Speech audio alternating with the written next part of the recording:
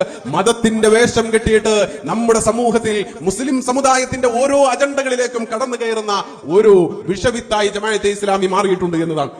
പുറമെ നല്ല സംസാരം, അച്ചടി ഭാഷയിലുള്ള സംസാരം, പ്രത്യേകിച്ച് മുസ്ലിം സമുദായത്തിന്റെ തറവാട്ടുമുറ്റത്ത് ഒരു ആഢ്യത്വത്തോടുകൂടി ഒരു നമ്പൂരിമാരൊക്കെ ഇരിക്കുന്നവര് അല്ലെങ്കിൽ ജന്മിമാരൊക്കെ ഇരിക്കുന്നവര് ഒരു വലിയ തമ്പ്രാനായി ഇങ്ങനെ ഇരിക്കുകയും സമുദായ സംഘടനകളോടൊക്കെ ഇങ്ങനെ ഉപദേശിക്കുകയും ചെയ്യുന്ന, നിങ്ങളിങ്ങനെ നിസ്കാരത്തിൽ കൈകെട്ടുന്ന തർക്കങ്ങള് അല്ലെങ്കിൽ ഖുനൂത്ത് ഓതുന്ന തർക്കങ്ങള്, ഇതിലൊന്നും ഞങ്ങളില്ല. ഞങ്ങൾ ഈ ഇസ്ലാമിക സമൂഹത്തെ ഈ ഉമ്മത്തിന്റെ ഐക്യം ഇതിനെ തെര്യപ്പെടുത്തുക, ഈ ഐക്യത്തിന് വേണ്ടിയിട്ട് പ്രവർത്തിക്കുക, ഇങ്ങനെയൊക്കെ പറഞ്ഞ് സമൂഹത്തെ അങ്കലാപ്പിലാക്കുന്ന ഒരു വിഭാഗത്തിന്റെ പേര് കൂടിയാണ് ജമാഅത്തെ ഇസ്ലാമി.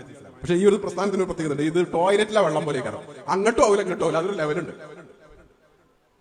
ആ ലെവലിലെ അതെന്താവും നിൽക്കും എന്നുള്ളതാണ്. കാരണം ഒരുപാട് ഇന്ത്യയെ സംബന്ധിച്ചിടത്തോളം, ലോക മുസ്ലിങ്ങളെ സംബന്ധിച്ചിടത്തോളം ജമാഅത്തെ ഇസ്ലാമി ഉണ്ടാക്കിയിട്ടുള്ള അപകടങ്ങൾ ചില്ലറയല്ല.